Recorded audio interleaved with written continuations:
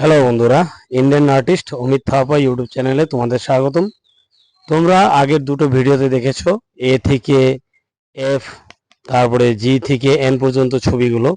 তো সেটা কিভাবে এঁকেছো ভালো করেই দেখেছো আশা করি।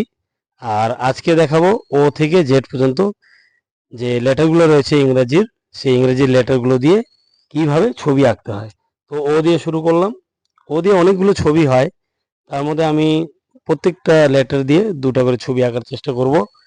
তো এই ছবিগুলো যারা ছবি আঁকা শেখান তারা নিজের মতন করতে পারেন, আর বাচ্চারাও চাইলে নিজের মতন করে ছবি আঁকতে পারে। তো এখানে একটা ছেলের মাথা, তার মধ্যে একটা টুপি দেওয়া মাথার মধ্যে, আর একটা বল আঁকা হয়েছে।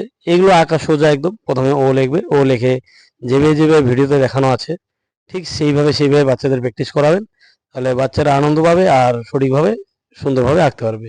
এবার পি দিয়ে একটা পাখা আঁকলাম, আর একটা প্যারট আঁকলাম, টিয়া পাখি। তো রংগুলো বাচ্চাদেরকে নিজের মতন করতে দিবেন। বাচ্চার উপরে কোনো প্রেশারাইজ, কোনো রকম জোর করে বলবেন না যে তুই এই রং ভালোবাসিস না, কিন্তু এই রং তোকে দিতেই হবে। এটা হচ্ছে প্রাইমারি সেকশন, বেসিক ড্রয়িং।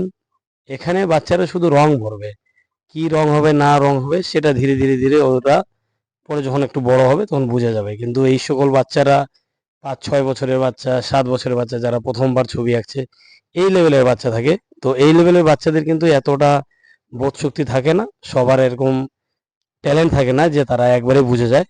তো যারা যেভাবে বুঝতে পারে তাদেরকে সেভাবে বোঝাতে হবে, এবং যেভাবে রং করতে চায় করুক না। তারা টিয়া পাখির রং যদি সবুজ করতে চায় সবুজ করবে, কেউ লাল করতে চাইলে লাল করবে, কোনো বাধা দিবেন না যেভাবে করতে চায়। কিন্তু একটা কথা মনে রাখতে হবে, বারবার বোঝাতে হবে রং যাতে বাইরে না বেরিয়ে যায় আর ফাঁকা যাতে না থাকে, তাহলে পরবর্তীকালে অসুবিধা হবে।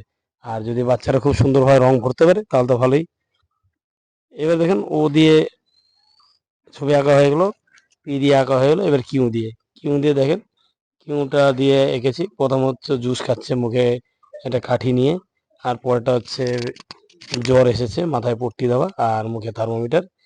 তো এইভাবে সুন্দর সুন্দর অবয়ব তৈরি করে, এভাবে সুন্দর সুন্দর ছবি তৈরি করে বাচ্চাদেরকে দেখাবেন এবং সুন্দর সুন্দর গল্প বলবেন। দেখবেন বাচ্চারা খুব আনন্দের সঙ্গে ছবিগুলো আঁকতে চাচ্ছে এবং আঁকতে পারছেও, এবং তারা নিজের থেকে দেখবেন সুন্দর সুন্দর ছবি তৈরিও করবে। মাঝে মাঝে ছবি তৈরি করে আপনাদের দেখবেন দেখাবে। তো এইভাবে বাচ্চাদের শেখান, বাচ্চারা খুব সুন্দরভাবে আঁকতে পারবে। এবার আর দিয়ে দেখেন রেনকোট পরা একটা মেয়ে এঁকেছি। রেনকোটটা নিজের মতো রং দিতে পারে, আমি এখানে রোজ পিঙ্ক দিব। আর আপনারা সবুজ নীল যা খুশি করাতে পারেন, বাচ্চারা যেভাবে পছন্দ করে। আর একটা এঁকেছি কুকুরের মুখ। তো এটা যেহেতু পুরোটা গ্রে করেছি তাই লাইনটা দেখা যাচ্ছে না, পরবর্তীকালে সেটা কালো দিয়ে স্কেচ পেন দিয়ে হোক বা রং দিয়ে হোক সেটা আউটলাইনটা করে দিলেই পরিষ্কার বোঝা যাবে যে কি এঁকেছি। এই যে পরিষ্কার বোঝা যাচ্ছে এখন এটা কি আঁকা হয়েছে। তো বাচ্চাদেরকে এইভাবে শেখাবেন। বেসিকটা সবার আগে শেখাবেন। আগের ভিডিওগুলোতে বারবার সেই একই কথায় জোর দিয়েছি আমি, যে বাচ্চাদের শেখাতে হলে সবার আগে বেসিকটা অবশ্যই শেখাতে হবে, ফান্ডামেন্টালটা শেখাতে হবে। কিছু কিছু বিষয়, কিছু কিছু জিনিস বর্ণ দিয়ে, লেটার দিয়ে ছবিগুলো একদম মাথায় তাদের ঢুকিয়ে দিতে হবে। মাথায় ছবি ঢুকিয়ে দিলে তারপরে তারা ধীরে ধীরে ওই ছবির সাহায্যেই কিন্তু অন্যান্য ছবিগুলো আঁকতে পারবে। তো এবার এস দিয়ে দেখেন স্নেক এঁকেছি, সাপ, সুন্দর। আবার এস দিয়ে একটা গণেশের মাথা বা হাতির মাথা এঁকেছি। তো এইভাবে বাচ্চাদের ছবি তৈরি করান, বাচ্চাদের জন্য ছবি তৈরি করুন। বিভিন্ন জায়গা থেকে সাহায্য নেন, পারলে আমার ভিডিও থেকেও সাহায্য নেন, কোনো অসুবিধা নেই। কিন্তু বাচ্চাদের করান। আর এই ভিডিও যারা ছোট বাচ্চা আছে, যাদের বাড়িতে ছোট বাচ্চা আছে তাদেরকে অবশ্যই দেখাবেন। তাদেরকে বলবেন যে এ থেকে জেড পর্যন্ত ছবিগুলো যেরকম আছে, ভিডিওগুলো যেরকম দেখাচ্ছে ঠিক সেভাবে আঁকতে দেখি পারিস কিনা। দেখেন বাচ্চারা খুব সুন্দরভাবে আঁকবে। কিন্তু কঠিন কঠিন ভিডিও দেখে যেই আঁকাটা আঁকতে পারে না, চেষ্টা করলেও কিন্তু এই ভিডিওগুলো কিন্তু সহজে আঁকতে পারবে।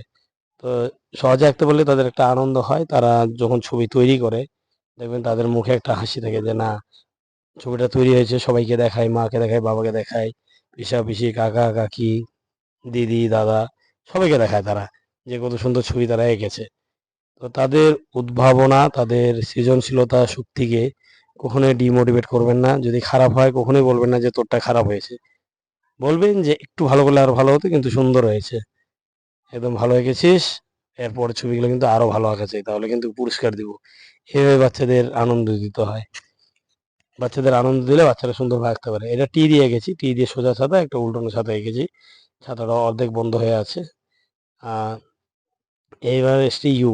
ইউ দিয়ে দেখেন কত সোজাভাবে একটা গ্লাস আঁকলাম, সুন্দরভাবে একটা জুসের গ্লাস, এবং সুন্দরভাবে ইউ দিয়ে মানুষের মুখ এঁকে মাঝখানে চুল আঁকলাম উপর দিয়ে। তো এইভাবে আপনারাও করেন। আকৃতি দেখা মাত্র যারা ছবি আঁকা শেখায় তারা তো বুঝতেই পারে যে এই আকৃতিতে কি ছবি হতে পারে। সেই আকৃতিতে সেই ধরনের ছবি আঁকানো শেখান, দেখবেন বাচ্চারা ধীরে ধীরে শিখতে পারবে এবং আপনাদেরও কিছুটা শেখা হয়ে যাবে। ছবি আঁকা কিন্তু এত কঠিন নয়। ছবি আঁকাতে শুধুমাত্র আকারটা, বেসিক যে শেপ আছে, সে আগের ভিডিওতে একই কথা বলেছি, বেসিক যে শেপ রয়েছে সে শেপটাকে ধরতে হয়, কি আকারে আছে সেই আকারটা যদি ধরতে পারে একবার কেউ, তাহলে যে কোনো ব্যক্তি ভালো একজন শিল্পী হতে পারে। যে কোনো ব্যক্তি, প্রত্যেকটা ব্যক্তি ভালো শিল্পী হওয়ার ক্ষমতা রাখে, কারণ ছোটবেলা থেকে এই ভাবনাটা, এই শিল্পত্ব ভাবনাটা তাদের মধ্যে থাকে। কেননা যে কোনো লোকই বলুক, যারা আর্ট ছেড়ে দিয়েছে, যারা আর্ট কোনোদিন করেনি, তারাও কিন্তু ছোটবেলা আঁকিবুকি করতো। খাতা দেখলে, পুরোনো খাতা দেখলে, তাদের একদম প্রথম দিকে খাতা দেখলে দেখবেন বিভিন্ন রকম ফুল ফল আঁকতো তারা খাতায়, কিন্তু এক সময় সেটা ধীরে ধীরে লোপ পাওয়ার জন্য, সেটা চর্চার অভাবে সেটা নষ্ট হয়ে যায়। প্রত্যেকটা ব্যক্তি জন্মের পরেই কিছু করুক না করুক, তারা ছবি কিন্তু আঁকবে। লেখা শিখুক বা না শিখুক, তারা খাতার মধ্যে আঁকিবুকি করে। এটাই হচ্ছে মানুষের সৃজনশীলতা ক্ষমতা। মানুষ কিছু না কিছু করতে চায়। তো তাদের যে ক্ষমতাটাকে, সেটা তুলে ধরার চেষ্টা করবেন। আশেপাশে যদি কোনো আর্ট স্কুল থাকে সেখানে দিবেন, তারা যাতে ভালোভাবে আর্ট শিখতে পারে। এবং যার মধ্যে অনেকের গান করার অভ্যাস আছে, গান করে ভালো সুর আছে, ভালো অনেকে তবলা বাজাতে পারে, গিটার বাজানোর শখ আছে, সেগুলো নষ্ট করবেন না। সেগুলো দিয়েও মানুষ দাঁড়াতে পারে। যদি আপনার বাচ্চা নাচ ভালো করতে পারে, তাহলে তাকে নাচ ছুলে দেন, তার প্রতিভাটাকে আরো বের করে আনেন, যাতে সে আরো পরবর্তীকালে ভালোভাবে জিনিসগুলো করতে পারে।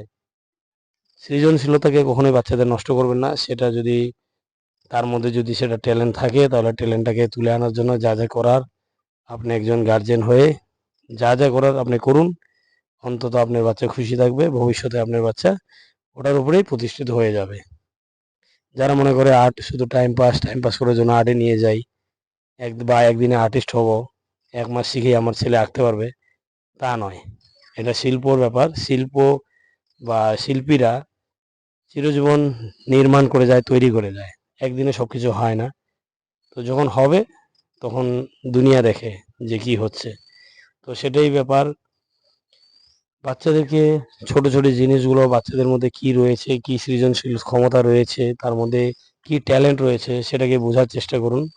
এবং সেই ট্যালেন্টটাকে কীভাবে বের করে নিয়ে আসা যায়, আশেপাশের লোকের সঙ্গে কথা বলুন, আপনাদের বন্ধু বান্ধবের সঙ্গে কথা বলুন যে আমার মেয়ে এটা পারে, তাহলে এটাকে কীভাবে উন্নতি করা যায়। তাতে কি হবে, আপনি একজন অভিভাবক, তার দায়িত্বটা সম্পূর্ণভাবে পালন হবে একদিক দিয়ে। এবং তার মাথায় কখনোই ঢোকাবেন না যে বড় হয়ে আপনাকে এটাই করতে হবে, এটাই করতে হবে। আপনার বাচ্চার ধরেন ম্যাথে ব্যথা নেই, কিন্তু আপনি বললেন যে আপনি ম্যাথের টিচারই হতে হবে। সে ইংলিশ হয়তো ভালো পারে। যেটা যে পারবে, যেটা যেই ফিল্ডে, যারা যে ফিল্ডে সুন্দরভাবে নিজেকে তৈরি করতে পারবে, সেই জিনিসটা আপনাকে ধরতে হবে এবং সেই ফিল্ডেই তাকে বড় হতে দিতে হবে। এডুকেশন অবশ্যই দরকার। পড়াশোনা ছাড়া এগুলো এগোবে না, এগুলো বুদ্ধি বিকাশও হবে না। এডুকেশনের পাশাপাশি সে যে এক্সট্রা কী করতে পারে সেটার দিকেও জোর দিন। দেখবেন ওর ভবিষ্যৎটা সুন্দর হবে, আপনার জীবনটা সার্থক হবে। তো এইভাবেই এ থেকে জেড পর্যন্ত বিভিন্ন লেটার দিয়ে, বিভিন্ন শব্দ দিয়ে, অক্ষর দিয়ে ছবি আঁকান। আঁকানো পরে ভালো লাগলে অবশ্যই চ্যানেলকে সাবস্ক্রাইব করে যান।